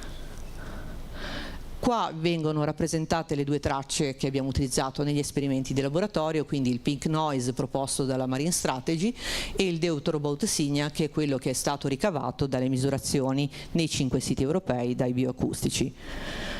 Ora, la prima parte di esperimenti che vi mostro è relativa a questo particolare modello. Questo è un cefalocordato, in particolare più comunemente noto come anfiosso. È un organismo che ha una struttura di tipo vertebrato e ovviamente cellule sensoriali meccanorecettrici, come dicevo prima, omologhe a quelle dei vertebrati. Inoltre è caratterizzato da un ciclo vitale bifasico, una fase larvale piuttosto lunga, seguita da una fase adulta bentonica ma anche mobile, perché questo organismo vive infossato nella sabbia lasciando emergere la parte anteriore, perché questo organismo è un filtratore e quindi filtra le particelle alimentari, e poi fuoriesce dalla sabbia durante la stagione riproduttiva per emettere i gameti oppure per scappare dai predatori. Quindi diciamo che ha queste diverse caratteristiche. Perché studiare proprio i cefalocordati o l'anfiosso? Perché negli ultimi anni abbiamo caratterizzato una popolazione ad alta densità che si trova proprio nel nord Adriatico, che è uno dei siti europei che è stato preso in esame durante il progetto Deuteronoise. In particolare abbiamo identificato un sito ad alta densità di animali con 80 individui per metro quadro, una zona che è lunga diversi chilometri, a circa 10 miglia da Lignano Sabbiadoro, e tra l'altro questo sito si trova in una zona, potremmo dire, un po' meno rumorosa, perché se osserviamo nell'immagine sotto, lì vengono riportate tutte le tratte ovviamente navali e si vede che nel riquadro lì si trovano i nostri anfiossi. Se ci spostiamo da quella zona, il numero di anfiossi si riduce se andiamo ovviamente nelle tratte a più alta intensità di traffico marittimo. Questo invece è il nostro setup sperimentale che abbiamo messo in campo in laboratorio. Abbiamo allestito delle vasche, ovviamente, e abbiamo calcolato, potremmo dire, il background generato all'interno della vasca andando a raccogliere le informazioni con l'idrofono, e abbiamo poi applicato la nostra registrazione sonora relativa al pink noise o al deuteroboat signal. E ovviamente abbiamo anche calcolato il background noise che si trova nella vasca dove non applichiamo alcun rumore. Gli animali sono stati esposti a un rumore continuo per circa un'ora, oppure alcuni animali sono stati esposti per 24 ore. Su questi abbiamo eseguito diverse analisi, tra cui analisi di espressione genica tramite sequenziamento dell'RNA, che è in progress, e questo ovviamente è stato fatto in parallelo da tutti gli altri gruppi del progetto europeo. Abbiamo anche effettuato delle analisi comportamentali, siamo andati a studiare il tasso di filtrazione, perché abbiamo detto prima che sono organismi che filtrano ovviamente del sedimento, e poi abbiamo anche valutato lo stato di stress ossidativo che questi animali accumulavano se sottoposti o meno a rumore. Innanzitutto vi mostro un test di comportamento. Ricordo che l'anfiosso possiede nella parte anteriore che ricopre la cavità orale dei tentacoli sulla quale emergono delle protrusioni chiamate cirri, e su queste si trovano delle cellule sensoriali, cioè dei meccanocettori sensibili. Quindi abbiamo sottoposto al suono animali per un'ora e poi abbiamo ripreso con una telecamera gli animali andando a stimolare i cirri con un aghetto. Qua vi mostro ovviamente un video, se mi fai partire il video di controllo. Questi sono animali, no, non c'è audio, animali di controllo, potremmo dire, quindi non esposti al rumore. Se noi andiamo a toccare a livello dei cirri, questi rispondono subito spostandosi velocemente. Se invece andiamo a fare la stessa cosa negli animali trattati con il rumore, vediamo che spesso molti animali non rispondono, addirittura non si muovono neppure, e questo anche solo dopo un'esposizione di un'ora al rumore, sia col pink noise sia col deuteroboat signal. Abbiamo anche quindi valutato il tasso di filtrazione. Come facciamo ad eseguire questo esperimento? Ovviamente esponiamo i nostri animali al rumore per circa un'ora, dopodiché poniamo gli animali sottoposti al suono, gli animali di controllo oppure vaschette senza animali, e su queste vaschette noi inseriamo una quantità nota di soluzione algale, ovviamente alghe di cui loro si nutrono. A tempi diversi, cioè ogni ora per 6 ore, andiamo a misurare l'assorbanza allo spettrofotometro, che ci dice quante alghe ci sono nella soluzione, e poi valutiamo l'effetto. Quello che si vede anche solo visivamente è che gli animali esposti al rumore mangiano di più di quelli di controllo, e questo lo vedete molto bene perché se guardate nel noise, che è il rumore, le vaschette hanno una soluzione più chiara, mentre negli animali non trattati, i controlli, la soluzione è più colorata. Poi abbiamo anche calcolato la clearance rate, che è ovviamente una misurazione della quantità di alga per ora filtrata dagli animali, e si vede chiaramente che gli animali sottoposti al rumore mangiano di più rispetto agli animali di controllo. Abbiamo quindi valutato lo stress ossidativo. Questo è un particolare protocollo non semplice, sono delle analisi biochimiche che mettono in evidenza se questi animali sono stressati, quindi hanno magari componenti cellulari che funzionano male, per esempio i mitocondri, e questo è quello che vi farò vedere. Cosa abbiamo fatto? Abbiamo esposto gli animali al rumore per un'ora, oppure abbiamo anche raccolto una serie di animali e li abbiamo esposti per 24 ore. Abbiamo eseguito le analisi biochimiche per valutare lo stress subito dopo il trattamento, oppure attendendo altre 24 ore per far sì che gli animali accumulassero lo stress. Okay? Quello che si vede, ovviamente questi sono degli istogrammi che fanno vedere gli effetti su particolari marcatori biochimici che ci dicono se c'è stress o meno, e si vede che per esempio ad un'ora di trattamento gli animali esposti al rumore sia col Deuterobot Signal che con il Pink Noise hanno la tendenza ad aumentare le attività proossidanti, che sono rappresentate da degli enzimi che non vi riporto, e le attività antiossidanti come la glutatione reduttasi, che è l'ultimo grafico. Però se voi osservate, gli animali dopo un'ora di esposizione sono esattamente uguali ai controlli. Dobbiamo attendere 24 ore per vedere lo stress, per vedere l'effetto. Se invece esponiamo gli animali per 24 ore, essendo stati trattati per 24 ore e quindi sollecitati per 24 ore, già presentano al tempo zero lo stress.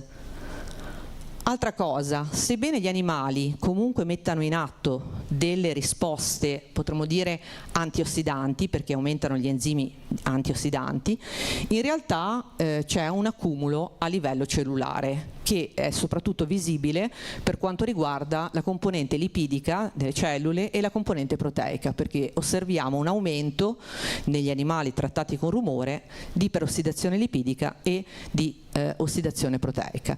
Invece non osserviamo danno al DNA, e questo probabilmente è particolare. Stesso trend ovviamente a un'ora e a 24. Qual è la causa? Ovviamente la causa sembra essere dovuta e legata a un malfunzionamento della fosforilazione ossidativa a carico dei mitocondri, e questo si vede perché per esempio gli organismi trattati con il rumore diminuiscono la sintesi di ATP, come appare evidente nel grafico, e aumentano invece il consumo di ossigeno, e quindi la fosforilazione ossidativa risulta essere impattata in questi organismi esposti al rumore. Altro organismo che abbiamo preso in considerazione invece è un tunicato, quindi un altro rappresentante Deuterostoma, in particolare un'ascidia coloniale. In realtà nel progetto abbiamo inserito sia ascidie solitarie sia ascidie coloniali. In questo caso vi presento un'ascidia coloniale. La Clavellina lepadiformis è un'ascidia ampiamente distribuita nel mare Mediterraneo e spesso e volentieri si trova anche nei porti, dove ovviamente il traffico marittimo è molto intenso. Cosa vuol dire un'ascidia coloniale? Vuol dire che è fatta da tanti piccoli individui che sono lì rappresentati, che si chiamano zooidi. In genere ce ne sono da 3 a 300 tenuti insieme da uno stolone, sono trasparenti, e la cosa interessante è che sono ermafroditi. Lo sviluppo embrionale può essere seguito perché all'interno di questi zooidi trasparenti gli embrioni si sviluppano fino alla fase larvale, dopodiché la larva fuoriesce e va a sedimentare su un substrato, metamorfosa in un giovane adulto e quindi incomincia ad avere la fase bentonica. Sfruttando questa caratteristica di avere embrioni che si sviluppano all'interno dell'individuo, diciamo adulto, abbiamo esposto ovviamente degli organismi coloniali, quindi adulti, a rumore. Però questa volta abbiamo fatto delle piccole modifiche alla vasca, perché abbiamo inserito nella parte bassa una serie di mattonelle che ci potevano servire per seguire poi l'insediamento larvale che hanno origine dagli adulti che sono stati sottoposti al rumore. Quindi noi cosa facciamo? Esponiamo gli adulti al rumore, attendiamo che le larve fuoriescano e sedimentano. Okay? All'interno di questo, diciamo, setup veniva anche inserita una sorgente luminosa che si trovava esattamente dal lato della cassa che generava la registrazione. Questo perché?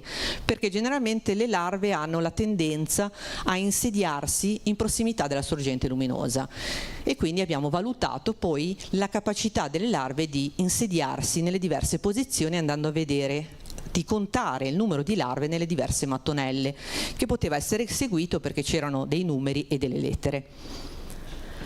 Quello che si osserva da questo schema, ovviamente l'esperimento è stato ripetuto tante volte e il numero di larve è davvero alto, è che generalmente gli animali esposti al rumore formano larve che hanno la tendenza di insediarsi più lontano dalla sorgente luminosa e più lontano dalla sorgente sonora, mentre se guardiamo ovviamente lo schema di controllo, le larve si insediano con più frequenza verso la sorgente luminosa e un po' più lontano da essa.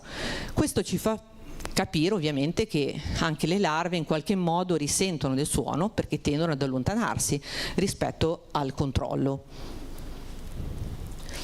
Altra cosa, abbiamo valutato anche in questo organismo la capacità di filtrazione e qua è apparsa una cosa un po' strana e poi ci siamo fatti delle domande, nel senso che gli organismi sottoposti al rumore, nel caso della clavelina, sia ad un'ora sia a 24 ore mangiano meno quelli trattati rispetto al controllo.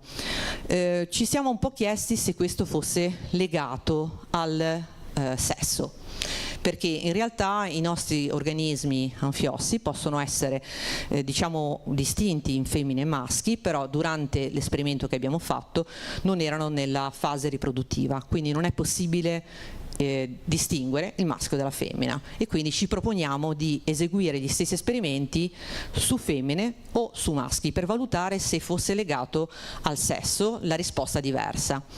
Nel caso della clavelina è un po' difficile perché sono organismi ermafroditi, quindi non è possibile fare un gender balance dell'effetto della capacità di filtrazione.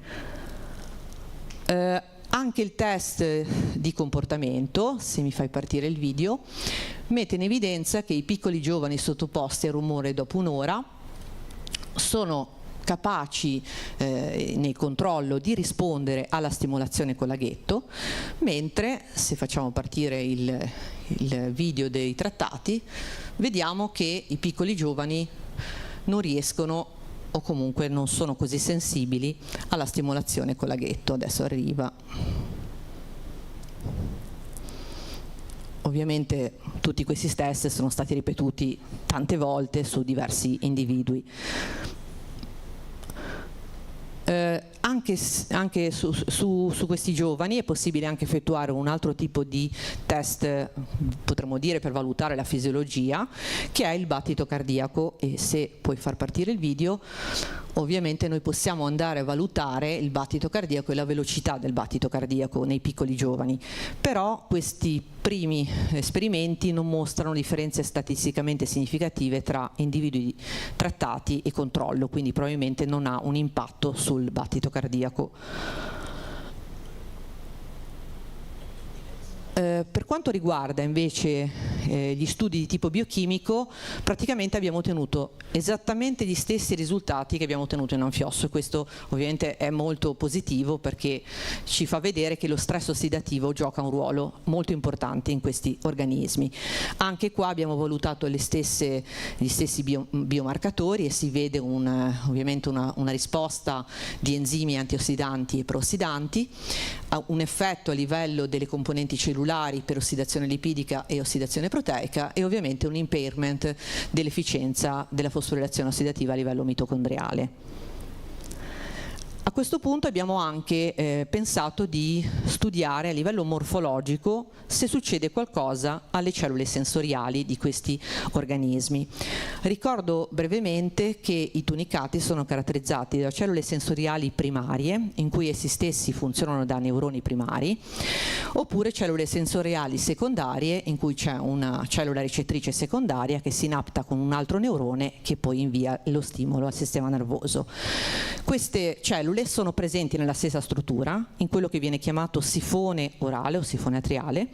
In particolare a livello del sifone orale ci sono cellule sensoriali primarie e subito al di sotto c'è una struttura che si chiama organo coronale fatto da cellule sensoriali secondarie. Ovviamente le cellule sensoriali secondarie vi ho già detto che sono particolarmente interessanti perché sono a livello strutturale molto simili alle cellule secondarie dei vertebrati superiori e dell'orecchio interno. Abbiamo quindi effettuato delle analisi al SEM, al microscopio elettronico a scansione, che ci permette di valutare le strutture dove si trovano le cellule sensoriali, e quello che appare è che rispetto ai controlli, i tentacoli dell'organo coronale presentano un minor numero di ciglia, quindi perdono le ciglia dopo stimolazione al rumore. Ovviamente questo è stato osservato anche per il sifone orale. Se facciamo un'analisi un po' più dettagliata e andiamo a utilizzare dei marcatori proprio delle ciglia, come per esempio la tubulina, vediamo che c'è nei trattati con il rumore un minor numero di ciglia nelle cellule sensoriali e ovviamente in confronto al controllo, quindi c'è un impatto anche sulle cellule sensoriali adibite a percepire la vibrazione o il suono.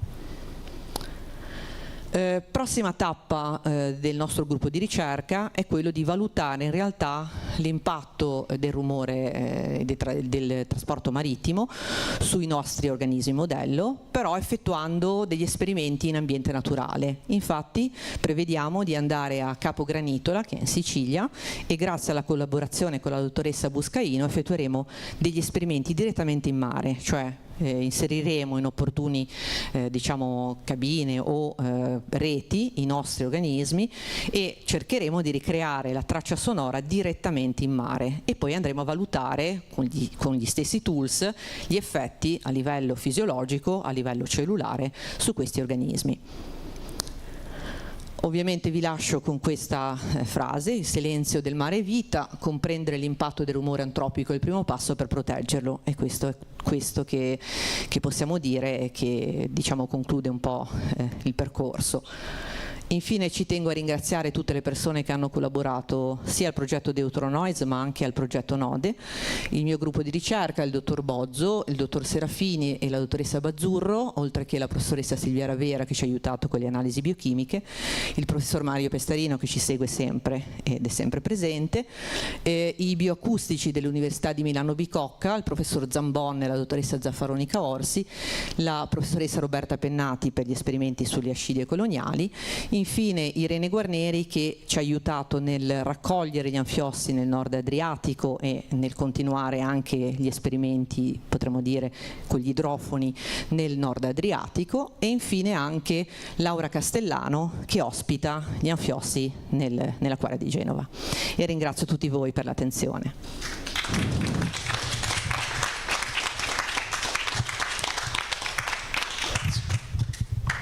Bene. Grazie a tutti i relatori anche per essere stati nei tempi concessi. Devo dire che quando Di Natale ha mostrato il libro di Jacques Cousteau, Il mondo del silenzio, il mare non è proprio, direi, un mondo di silenzio, anzi è un mondo estremamente rumoroso. Rumore che dà un sacco di fastidi, come abbiamo visto, sia a livello di organismi pelagici che di organismi plantonici, bentonici, di dimensioni notevoli ma anche di piccole dimensioni, e questi effetti sono effetti veramente rilevanti. Questo mi fa capire, mi fa fare una considerazione.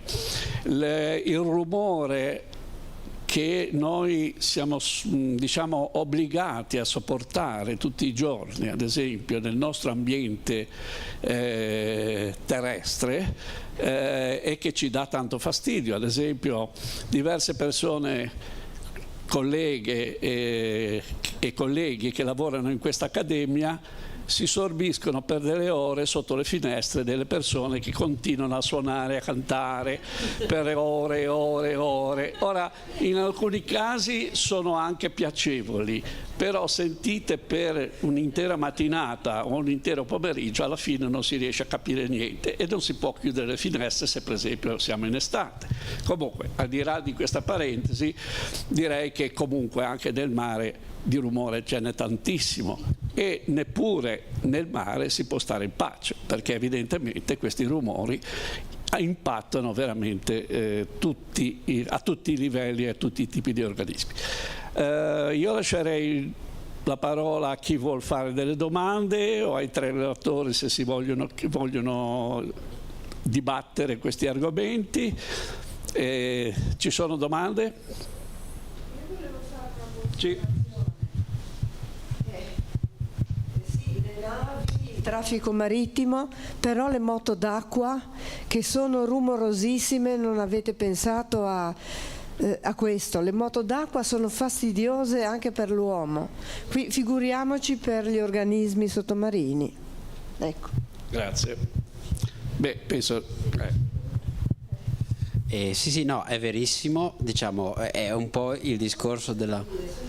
Sì, quello è vero, è un po' il discorso della numerosità, diciamo che di moto d'acqua sono molto rumorose, ma per fortuna non ce n'è molte e hanno un raggio d'azione molto limitato.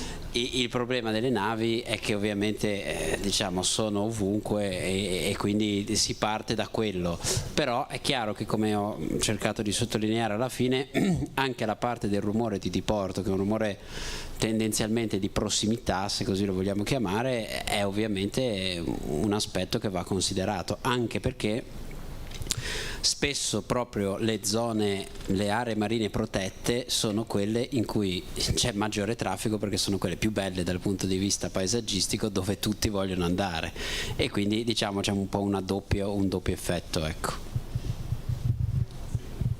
Altre domande? Altre curiosità? No. Vi hanno zittito, insomma, questi rumori vi hanno steso. No, ma sarebbe interessante vedere l'impatto che tutti i rumori hanno con gli umani.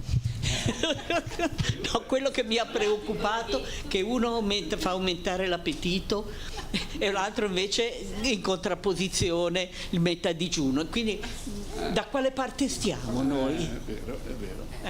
Non lo so, se possono rispondere loro.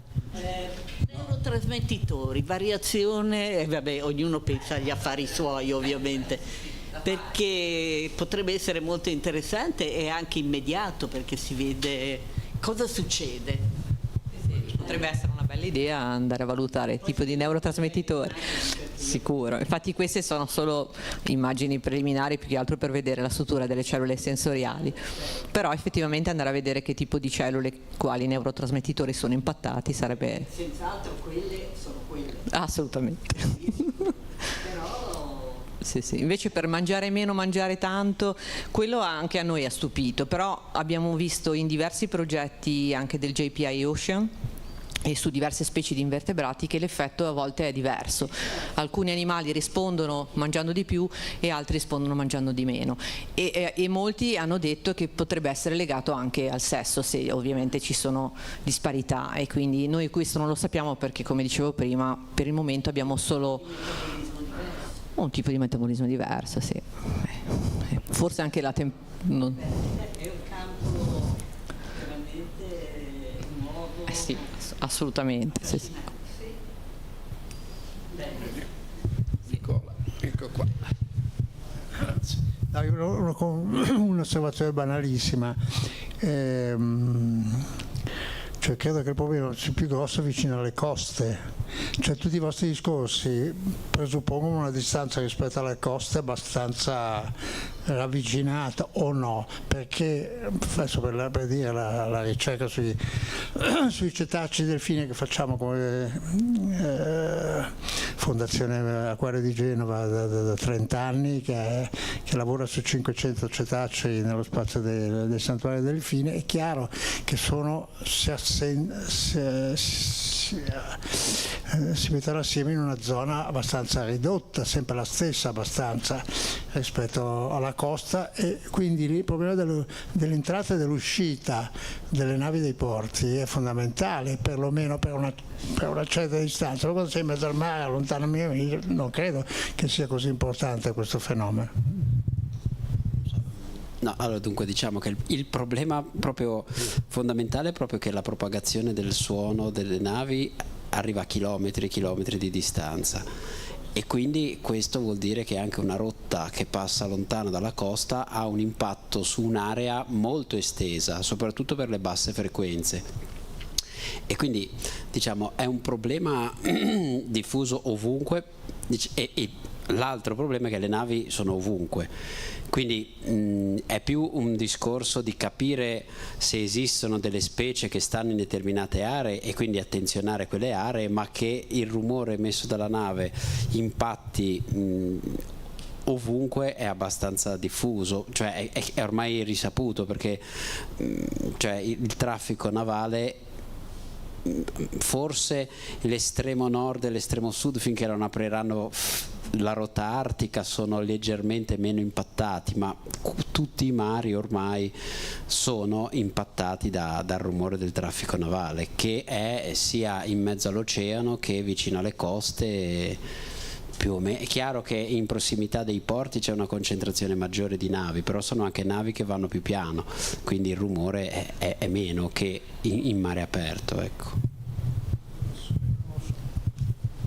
Noi quando abbiamo fatto le campagne con Nave Alliance, che è una nave particolare fatta proprio per studi acustici, perché è una nave silenziosa, c'ha pure i motori sospesi per aria, per cui è una nave fatta apposta per studi acustici, per fortuna. Riuscivamo a monitorare anche il rumore in mare aperto, al centro del santuario dei cetacei ed altro. E ci sono delle rumorosità incredibili, diverse. Molto diverse, cioè una cosa è una nave portacontainer da 300 metri che passa, che fa un certo rumore ritmico, pesante, talvolta anche a frequenze notevolmente diverse da quelle di altre navi. Una cosa è un fast ferry che attraversa velocemente un'area con una rumorosità gigantesca, però in un range abbastanza piccolo e per una durata relativamente piccola. Come questo poi impatti sulle varie specie è tutto da vedere, però sicuramente non appena c'erano rumori intensi per breve durata o per lunga durata, cambiavano anche le registrazioni dei suoni dei cetacei che erano nell'area, alcuni sparivano. Quindi evidentemente c'è un impatto anche istantaneo, però in mare aperto è diverso da quello che si ha sotto costa. Grazie. Se non ci sono altre domande, direi che, ritornando al tema del nostro convegno, che è la Liguria e il mare, direi che questi effetti, insieme ad altri effetti antropici, sono più che mai importanti nel mantenimento dell'ambiente subacqueo, degli organismi viventi, dell'ecosistema a livello di Mar Ligure, tenendo presente anche che il nostro mare è caratterizzato da profondità e da irregolarità molto diverse, e con profondità che aumentano improvvisamente dalla costa verso l'esterno.